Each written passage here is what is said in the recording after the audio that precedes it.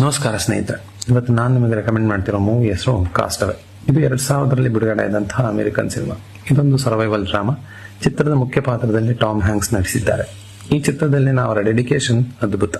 ಈ ಚಿತ್ರಕ್ಕೋಸ್ಕರ ಅವರು ತಮ್ಮ ತೂಕವನ್ನು 25 kg ಹೆಚ್ಚಿಸಿಕೊಂಡು ನಂತರ ಅಷ್ಟೇ ತೂಕ ಇಳಿಸಿಕೊಂಡು ಅಭಿನಯಿಸಿದ್ದಾರೆ.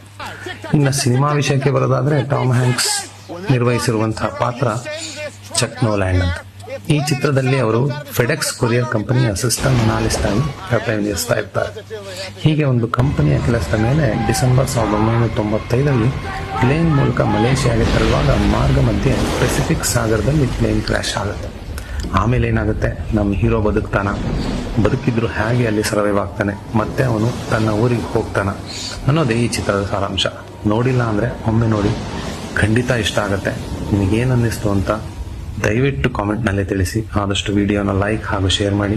ಇದೇ ರೀತಿ ಮೂವಿ ರೆಕಮೆಂಡೇಶನ್ಸ್ಗೋಸ್ಕರ ನನ್ನ ಪೇಜನ್ನು ಫಾಲೋ ಮಾಡಿ. ಧನ್ಯವಾದಗಳು.